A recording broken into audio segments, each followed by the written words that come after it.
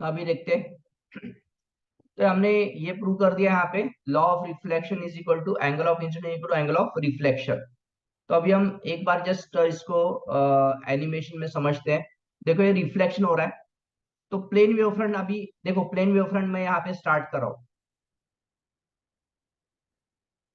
ये देखो ये प्लेन वेवफ्रंट आ रहा है इधर।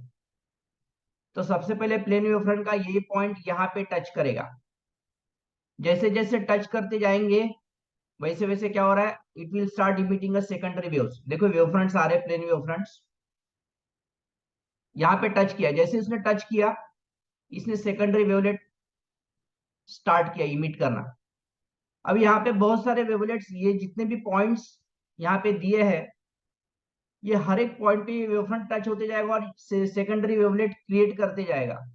लेकिन आपको ध्यान देना है पहला वाला क्यों, हमारे ड्राइंग के हिसाब से हम खाली पहले वाले को ध्यान देंगे, बाकी नहीं समझेंगे। देखो पहला वाला ध्यान दो, पहला वाला कैसा हो जाएगा। मैं वहां पे स्टॉप करता हूँ। देखो ये पहला वाला यहाँ इतना तक चला गया, और आगे लेके जाता हूँ।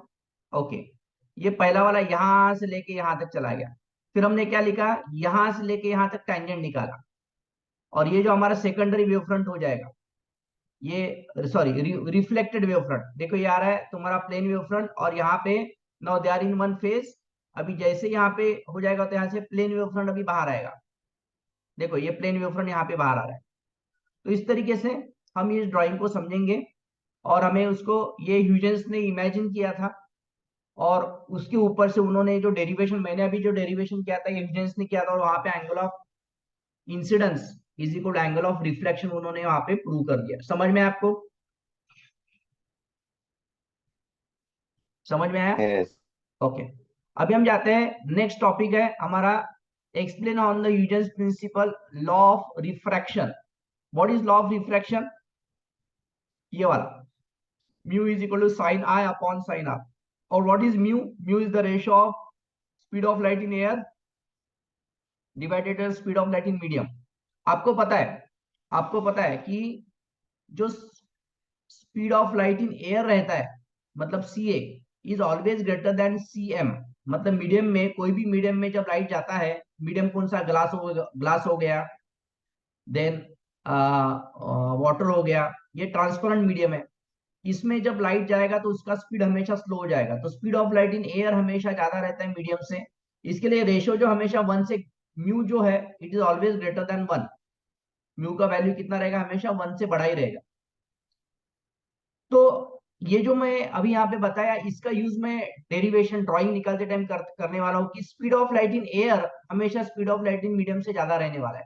ये ह्यूजेंस ने एज्यूम करके डायग्राम निकाला है। तो just we will go for that diagram. तो हम समझते हैं कि रिफ्रैक्शन कैसे उन्होंने बताया। तो will go now, will understand refraction.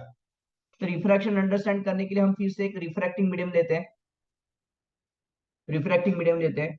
और आप देख रहे हैं कि यहाँ से एक प्लेन वेव फ्रंट आने वाला है। This is the plane wave front. इसको थोड़ा सा मैं मोटा निकालता हूँ तो डायग्राम क्लियर आएगा। पैरेलल निकालना है एकदम से, so I have drawn this two ray parallel. और प्लेन वेव फ्रंट हमेशा इसको परपेंडिकुलर निकालना है। ये वाला जो है ना, इसको परपेंडिकुलर चाहिए, ध्यान में रखना है। This angle should be 90 degree, because ये प्लेन वेव फ्रंट है, ये रे जस्ट बाउंड्री बता रहे उसका। तो सबसे पहले क्या हो जाएगा, सबसे पहले जैसे ही ये प्लेन वेव फ्रंट यहाँ पे टच हो जाएगा, तो यहाँ पे मैं फिर से एक वेव फ्रंट निकालता हूँ। इसका नाम है सी ए डैश बी डैश, इसका नाम है ए बी। और ये जो है ये इसका नॉर्मल है, दिस इज द नॉर्मल। और आप देख पा रहे हैं ये जो है एंगल ऑफ इंसिडेंस है, आई। ठीक है, और डेफिनेटली ये 90 है। तो ये कितना हो जाएगा, 90 माइनस आई हो जाएगा। कितना हो जाएगा, 90 माइनस आई हो जाएगा। देखो अभी क्या हो रहा है, अभी अभी क्या हो रहा है कि ये सबसे पहले रिफ्रैक्ट, मतलब ये रे अंदर जाने वाला है। और जब ये अंदर जाएगा तो ये मीडियम में जाने वाला है। ये एयर है, ये है मीडियम, मतलब we can say it is a glass. तो इसका स्पीड कम रहेगा, अंदर जब ट्रैवल करेगा उसका स्पीड कम रहेगा, इसका स्पीड ज्यादा रहेगा। इसका मतलब आप इमेजिन करो कि जब ये यहां तक जाएगा, यहां तक जाएगा, एयर में ट्रैवल करे तो स्पीड डिस्टेंस ज्यादा कवर करेगा। लेकिन ये वाला ना एकदम से छोटा सा डिस्टेंस कवर करेगा, इतना से कवर करेगा। तो ये डिस्टेंस ज्यादा रहेगा, इसका रेडियस कम रहेगा। जब ये यहाँ पे पहुंच जाएगा, यहाँ पे पहुंच जाएगा, तो ये शायद इतना ही डिस्टेंस अंदर चला जाएगा, because speed of light in medium हमेशा कम रहेगा। Have you understood this? समझ में आया? Yes sir. ओके। फिर आपको क्या करना है, ड्राइंग ड्राइंग निकालते टाइम कैसे करेंगे? आपको ड्राइंग तो निकालना है आपको। आप ड्राइंग कैसे निकालोगे? देखो ड्राइंग कैसे निकालोगे मैं समझाता हूं आपको। तो ये मैं इसको उड़ा देता हूँ, ठीक है ना? हाँ, तो ड्राइंग के आप क्या करोगे, स्टील पॉइंट यहाँ पे रखोगे, पेंसिल यहाँ पे रखोगे, तो इतना रेडियस है तो इससे कम डिस्टेंस लो, इतना डिस्टेंस लो। पेंसिल पॉइंट अभी यहाँ पे रखो, इधर रखो, तो इतना कम डिस्टेंस आप लोगों, इतना, इससे हमेशा कम ही लेना है डिस्टेंस। तो स्टील पॉइंट यहाँ पे रखोगे और एक आर्क निकालोगे, सर्कुलर आर्क निकालोगे। ये सर्कुलर आर्क निकाला आपने राउंडर से। मतलब जब ये पॉइंट यहां से लेके यहां तक जाएगा, तब ये पॉइंट यहां से लेके यहां तक पहुंचेगा, ठीक है? तो इसको बोलेंगे हम सी, और ये बोलेंगे डी। तो आपको इसके लिए टेंजेंट निकालेंगे हम, इसका टेंजेंट निकालेंगे यहां से लेके टेंजेंट। ये देखो टेंजेंट निकल, ये एज्यूम किया ह्यूजेंस ने कि speed of light in rarer medium ज्यादा रहता है डेंसर से, और फिर हम ये वाले पॉइंट से ये वाले पॉइंट को ज्वाइन करेंगे, तो इस तरीके से आप जाएगा, और इसको पैरेलल फिर यहां से निकालो। तो आपको जो आपका जो डायग्राम है ऐसा बेंड हुआ हुआ दिखना चाहिए, बेंड हुआ, बिकॉज वो वेलोसिटी की वजह से, ठीक है? तो ये आपका हो गया डी डैश, डी हो गया, सॉरी, क्या क्या हो गया, ये डी हो गया। और फिर आफ्टर सम टाइम आपका वेव फ्रंट इधर चला जाएगा। This is the wave front, this is C dash D dash, C dash D dash. तो this is how a diagram is to be drawn. और ये डायग्राम तभी करेक्ट आएगा जब ये वाला जो डिस्टेंस, इससे आप कम डिस्टेंस यहाँ पे लोगे, तो जितना कम लोगे उतना आपको अच्छा लगेगा, ठीक है? अभी देखते हैं, ये जो है ना, इसको नॉर्मल में खींच देता हूँ इधर, दिस इज नॉर्मल। और आपको पता है ये जो नॉर्मल है, ये वाला जो एंगल रहेगा, ये वाला एंगल आर रहेगा। और अभी हमें क्या प्रूव करना है? हमें प्रूव करना है mu is equal to sine i upon sine r. ये हमारा आंसर आना चाहिए, यही हमारा स्नेल्स लॉ है। अभी हम इसको कैसे प्रूव करेंगे देखो। अभी अगेन हम ज्योमेट्री देखेंगे। ये आई है, तो ये रहेगा 90 माइनस आई, एग्री और नॉट बोलो? 90 माइनस आई। और ये फिर से, ये वाला फिर से एंगल 90 है, तो ये 90 माइनस आई, तो ये कितना रहेगा? आई रहेगा। समझ में आया? ओके। अभी ये वाला देखो, ये आर है। ये वाला जो एंगल है ना, ये वाला एंगल, ये है पूरा 90, तो ये कितना रहेगा? अंदर वाला कितना रहेगा, यहां से लेके यहां तक कितना रहेगा? ये वाला angle I am talking about, अभी ये ट्रायंगल की बात हो रही है, ये वाला छोटा वाला एंगल कितना रहेगा? ये वाला एंगल कितना रहेगा बोलो? 90 माइनस आर, करेक्ट है ना? 90 माइनस 90 माइनस आर रहेगा। और can you tell me what will be this angle? देखो अभी ये वाले ट्रायंगल में, ये 90 है, ये आई है। अभी ये वाले ट्रायंगल इधर ये 90 है, बिकॉज ये वेव फ्रंट है। ये 90 90 माइनस आर, तो ये कितना रहेगा? आर रहेगा। आए समझ में? यस। ओके। तो अभी हम यहाँ पे लिखेंगे, यहाँ पे हमारा ये हो जाएगा, ये नॉर्मल देते हैं, N N dash, N N dash is normal. और अभी हम यहाँ पे देखेंगे here, from diagram, from diagram पहले एंगल लिखते हैं। Measurement of angle A dash A N, A dash A N is equal to i. Measurement of angle N dash D D dash, N dash D D dash is equal to r, है ना? ये angle of reflection है, refraction है, angle of refraction, refraction. From geometry, from geometry of figure, ये अभी लिखना नहीं आपको 90 माइनस आया, हम डायरेक्टली लिखेंगे। Measurement of angle B A C, B A C जो है that is I, and measurement of angle ये डी है, D C A, D C A is equal to R. Okay. ये हमने ज्योमेट्री से हमने लिखा, ये 90 माइनस आर वगैरह मैंने आपको समझाने के लिए बोला है। आप डायरेक्टली लिख सकते ये आए तो ये आए, ये आर तो ये आर, कैसे आया मैंने आपको समझाया। Okay.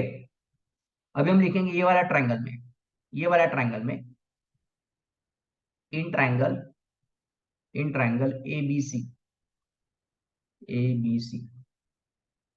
I will write I will write मैं लिखता हूँ साइन, लिखता हूँ साइन। साइन साइन मतलब क्या? Opposite upon hypotenuse. साइन आई क्या हो जाएगा? अपोजिट साइड कौन सा आएगा? BC है। अपॉन हाइपोटेन्यूज कौन सा? AC है। ठीक है। एंड अभी BC क्या है? What is BC? BC is nothing but a distance है, एयर में का डिस्टेंस। तो कैसे करेंगे? Velocity of light in air into time t, ऐसा लिखेंगे हम। बिकॉज एयर में का वेलोसिटी इनटू टाइम मतलब डिस्टेंस हो जाएगा, अपॉन AC रहने देते। Equation number 1। नाउ दूसरा, in triangle ACD, in triangle ACD sine R is equal to, sine R क्या है? Again opposite upon hypotenuse. Opposite कौन है? AD है। AD upon AC। अब AD क्या है? मीडियम में का डिस्टेंस है। तो velocity of light in medium into time, उतने टाइम में, जितने टाइम में ये यहां से आया उतने टाइम में ये चला गया, लेकिन इसका स्पीड अलग अलग है, अपॉन AC। Equation number 2।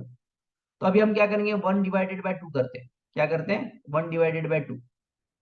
सो 1/2 करेंगे तो क्या हो जाएगा? सो 1/2। तो sine of I divided by sine of R is equal to CA into T upon AC divided by CM into T divided by AC। तो AC कट हो जाएगा, TT cut हो जाएगा। इसका मतलब ही क्या हो गया? इसका मतलब हो गया ये, this will be sine I upon sine R is equal to CA upon CM। But CA upon CM क्या है? रहता है म्यू। म्यू का डेफिनेशन है। Therefore sine I upon sine R is equal to mu. तो इस तरीके से this is law of refraction, this is law of refraction. तो ये ह्यूजेंस ने प्रूव किया। उन्होंने जो थ्योरी बोला था कि हर पॉइंट सेकेंडरी वेवलेट इमिट करता है, देन प्लेन वेवफ्रंट, यहाँ पे प्लेन वेवफ्रंट का यूज है, सेकेंडरी वेवलेट का यूज है, velocity of light in air is greater than velocity light in medium का यूज है। इस तरीके से ये सब यूज करके जब कंस्ट्रक्शन किया तो ये वाला फॉर्मूला मिला। तो यहाँ पे आपका रिफ्रैक्शन हमने प्रूव कर दिया। समझ में आया आपको ये? ओके। अभी यहाँ पे और एक चीज सीईटी पॉइंट ऑफ व्यू से इंपॉर्टेंट है, नहीं तो बोर्ड में भी है, शायद पीछे में क्वेश्चन होगा। क्या क्वेश्चन आता है? थिकनेस ऑफ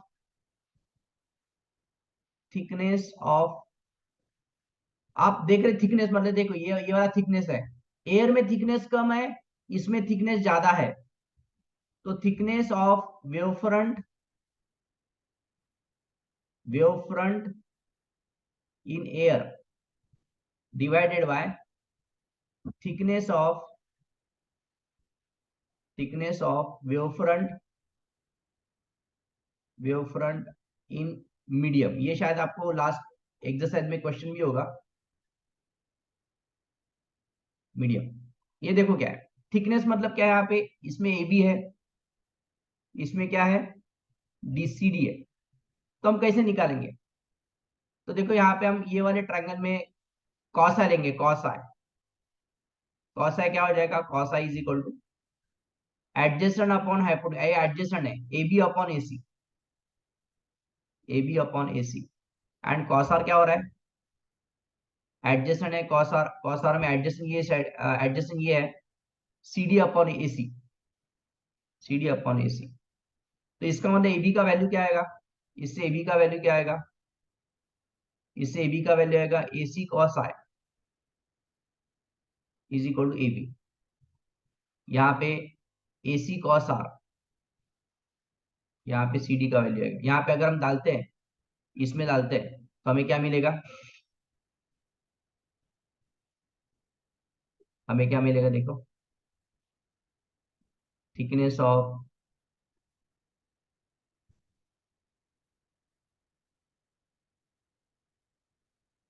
ओके यहाँ पे क्या मिलेगा, ये मिलेगा AC का वैल्यू यहाँ पे मैं डालता हूँ AC cos R, AC cos R अपन यहाँ क्या आएगा, यहाँ पे सॉरी कॉस आई है, cos I.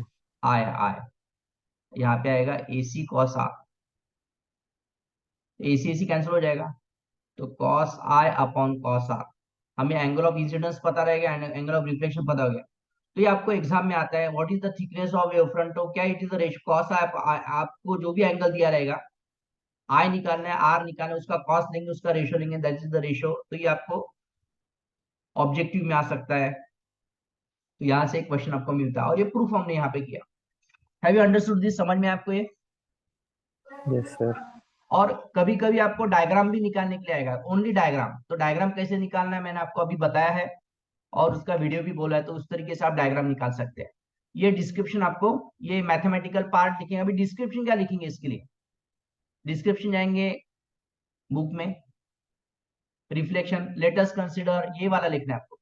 Latus consider a plane wave front AB perpendicular to the plane of paper incident at angle है टू द नॉर्मल, ठीक है, ये लिखेंगे। Then the plane mirror reflecting which also perpendicular to the plane of paper, the figure shows the cross section of, let us assume that the incident, यहाँ पे हम इतना थोड़ा सा कट शॉर्ट करेंगे इसको, let us consider, यहाँ से लेंगे नॉर्मल टू अ सरफेस, ये वाला ले लेंगे।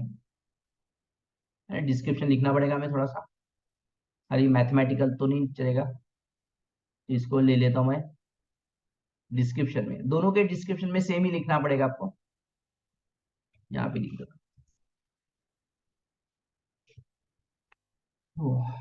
क्या हो गया,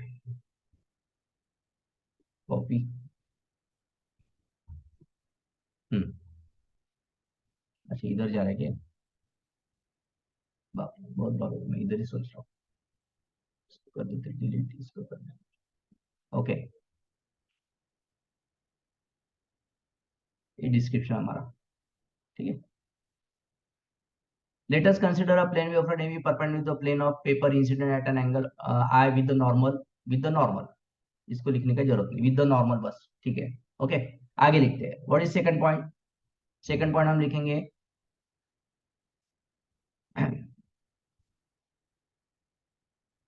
let us assume that the incident wavefront AB touches the reflecting surface at a time t is equal to 0. The point B will touch the reflecting surface after time t. Between the time t is equal to 0 and t is equal to different, ठीक है, ये वाला लिखिए,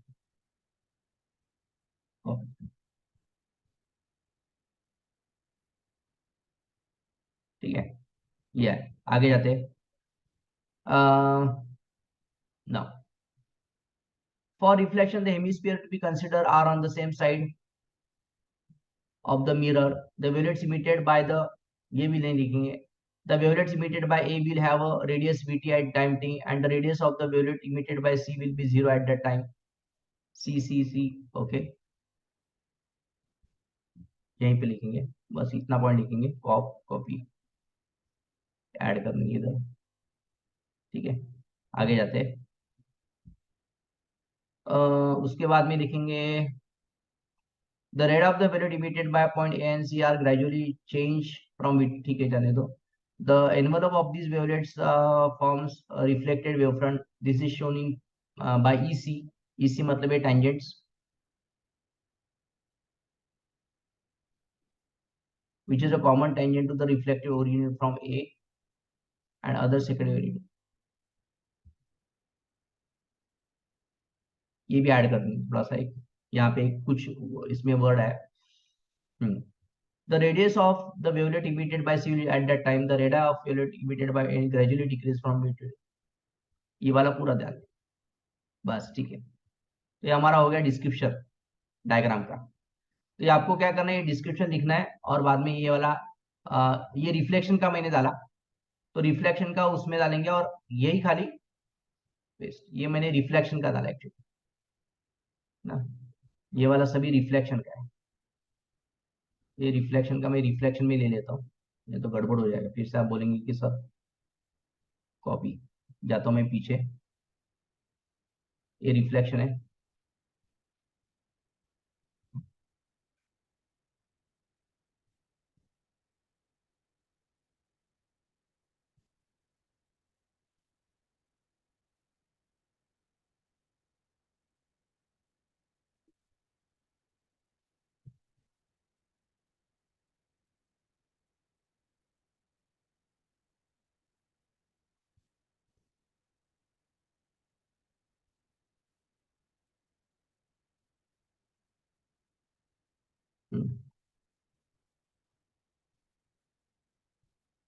ये वाला उसका description,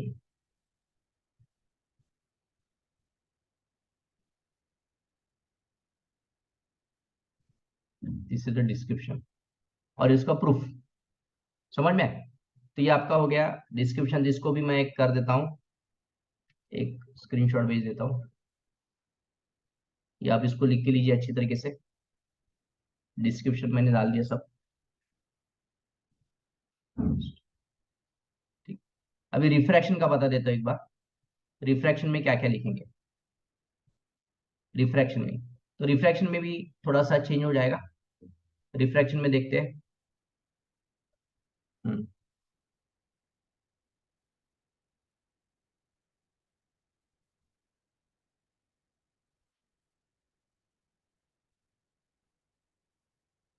consider a wavefront AB incident on a plane burning to make optically transparent medium as shown in figure।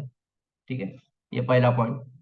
Eight time t is equal to 0, ये भी लिखेंगे। At time t is equal to 0 it has just reach the boundary surface while b reaches the surface.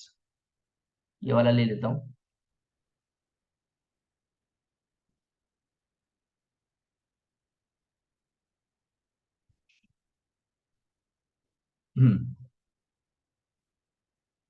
ये वाला लेता हूँ।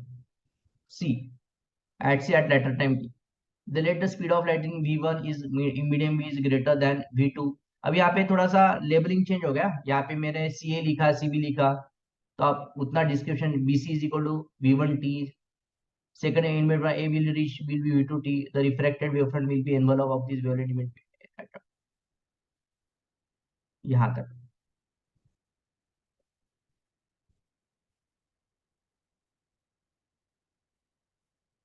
Okay, अब यहाँ पे फर्क क्या है, मैंने यहाँ पे सी लिखा तो आपको खाली उसको इतना करेक्ट करना है।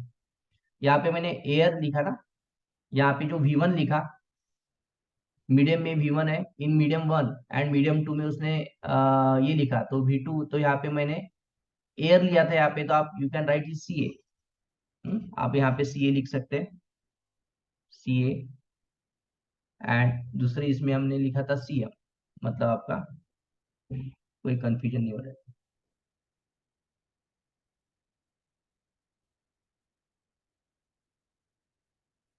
CM इन मीडियम 2, तो यहाँ पे हो जाएगा CAT, CAT in time t radius will be and A will be V2t, यहाँ पे CMT। बस, ठीक है, तो इस तरीके से आपको ये डिस्क्रिप्शन मैच करा। Have you understood this? समझ में आपको?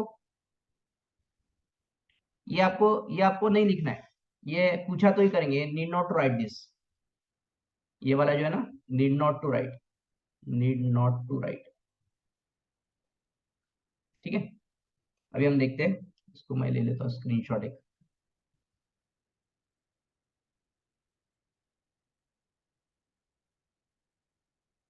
ओके,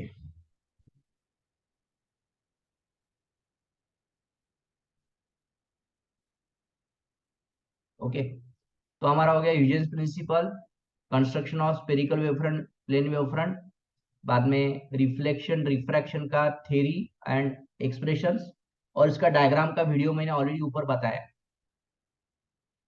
ये वाला है ना स्टेशनरी व्यू, नहीं मैंने कहाँ पे भेजा था, भेजा नहीं आपको? ये मैडम का है क्या, ये मेरा है? ठीक, मैंने डायग्राम भेजा ना आपको? हेलो, डायग्राम भेजा क्या मैंने, यूट्यूब से नहीं भेजा? पाठवले सर। ऑटो लेटर, ठीक है, ओके। तो हमारा ये हो गया, तो ये this is how we have completed reflection refraction, है ना, सभी हमारा हो गया। अभी आते हैं एक बहुत ज्यादा इंपॉर्टेंट एक्सप्रेशन, ये एक पोलराइजेशन का कंसेप्ट में आपको क्लास में समझाएगा। Polarisation I will explain in class, आमने सामने। पोलराइजेशन ये भी क्लास में समझाएगा।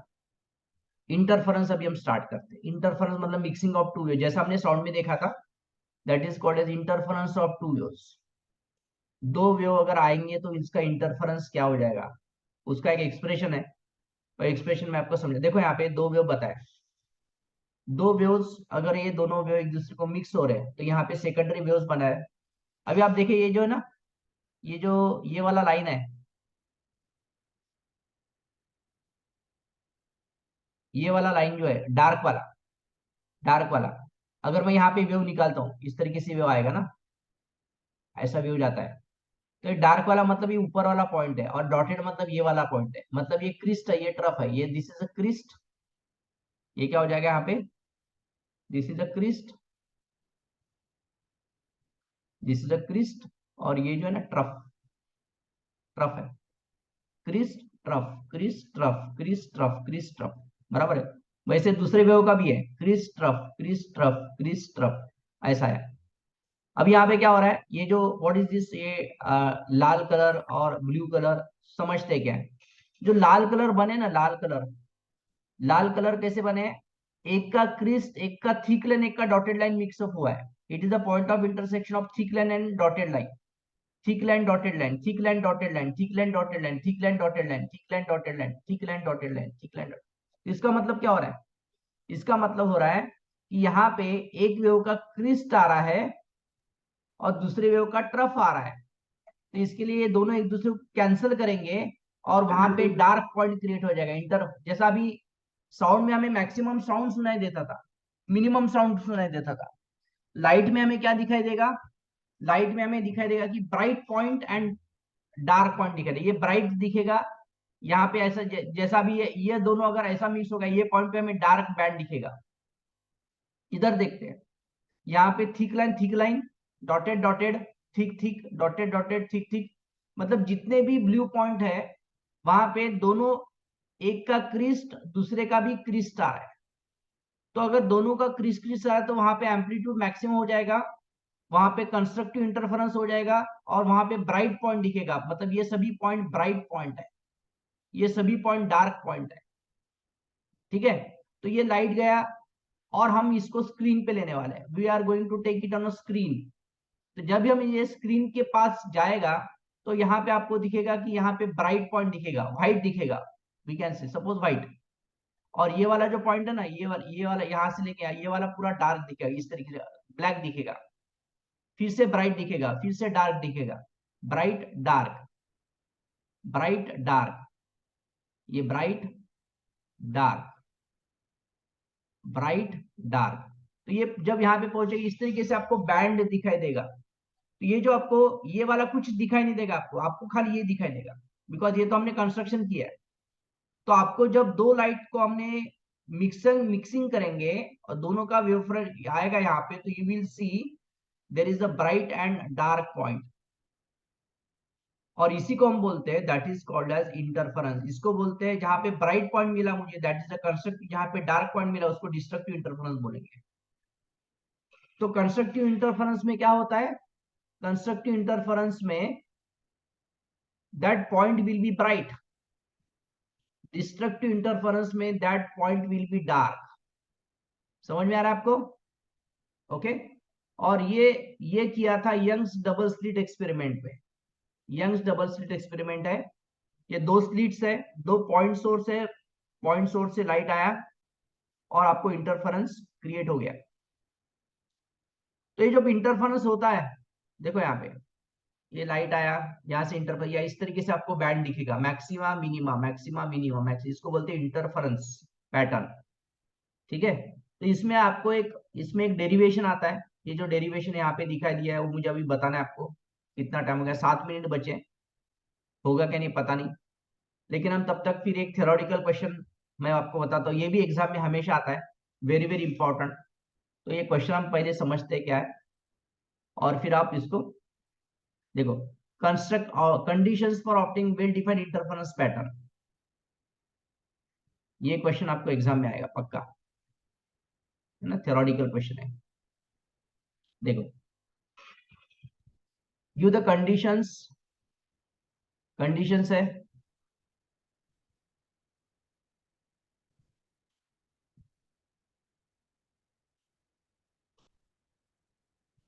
Conditions for well defined interference pattern. और उसमें क्या क्या है, 5 कंडीशंस है, वो कंडीशन समझते हैं। सबसे पहले the sources of light should be coherent, ये भी आपको एक what do mean by coherent, ये भी आपको आता है ना, ये पूरा लेता हूं। The two source of light mean coherent, the this is the essential condition for getting a sustain interference pattern, as we seen that waves emitted by two waves or coins are always in the phase or have a constant phase difference at all time, ये वाला इसका मतलब होता है, this is the meaning of that.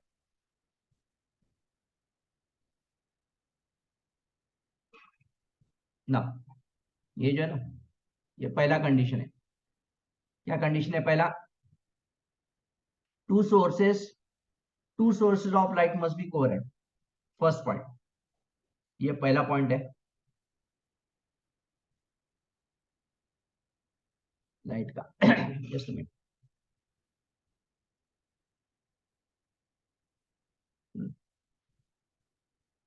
First point है two light source must be coherent. तो what is meaning of coherent? This is the essential condition for getting sustain interference, sustain मतलब जो आपको कंटिन्यूसली दिखना चाहिए, we know that the waves emitted by the two coherent sources are always in a phase, ये phase में रहते हैं, और have a constant phase difference between them at all time, इसको बोलते हैं कोहेरेंट सोर्सेज का कंडीशन, ये होना चाहिए, तब जाके आपको इंटरफेरेंस पैटर्न दिखेंगे। ठीक है। Second condition, the two sources must be monochromatic, मतलब एक ही कलर के चाहिए, दे शुड बी मोनोक्रोमेटिक, वो हमेशा मोनोक्रोमेटिक चाहिए, ये सेकंड कंडीशन है।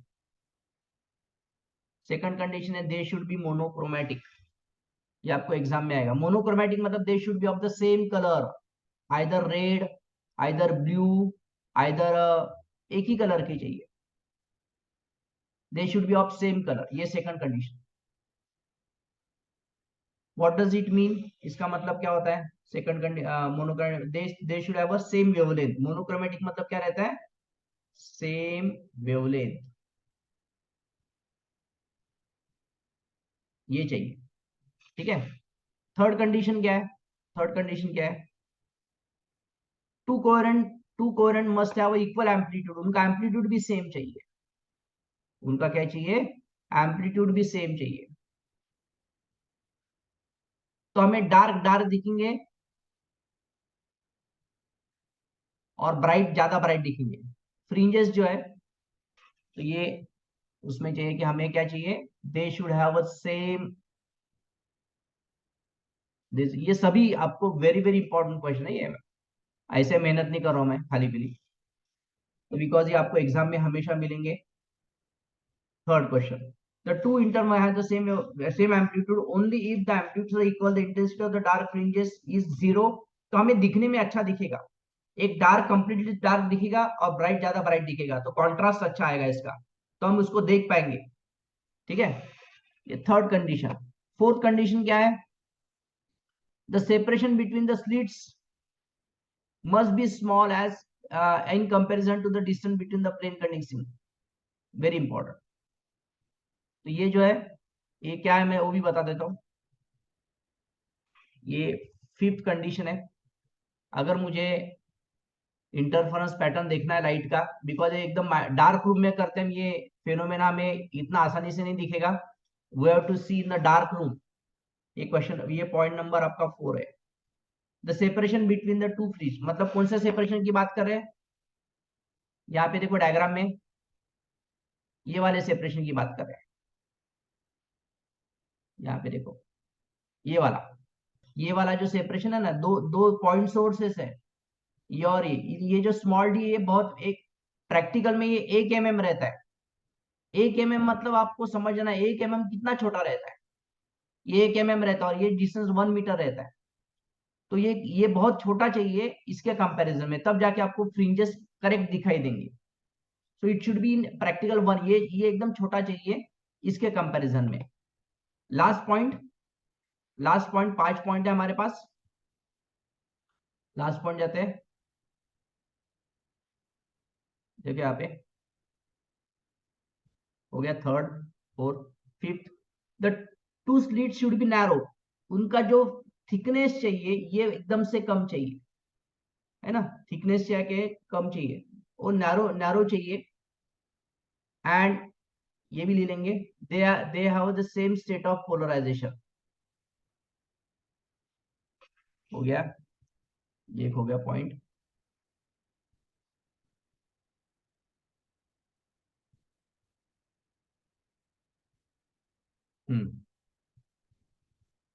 This two slit should be narrow, narrow चाहिए, ये सभी पॉइंट आपको आएंगे। और लास्ट में they should be same state of polarization, ये कंडीशन जो है, ये कंडीशन आपको लर्न करना है। और सीईटी पॉइंट ऑफ व्यू में, सीईटी पॉइंट ऑफ व्यू में अगर नहीं रहेंगे तो क्या होगा, तो ये भी क्वेश्चन आपको आते हैं, तो हम उस टाइम उसको सीईटी में स्टडी करेंगे कि अगर ये कंडीशन नहीं रहेगा तो ये हर एक कंडीशन का फायदा ये क्या होगा, ठीक है ना। They should be in the same state of polarization. देखो ये वाला हमारा लास्ट पॉइंट हो गया, क्लियर है। तो this is a very important question, तो इसको मैं कर देता हूँ एक स्क्रीन, कंडीशन फॉर ऑप्टेंट। अभी हम इसको समझते हैं 2 मिनट में।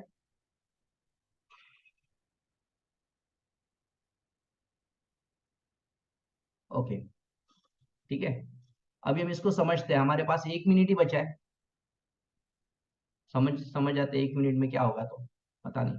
ओके, ये आते हैं ऑप्टिक्स में, कहाँ पे गए, खत्म हो जाएगा हमारा।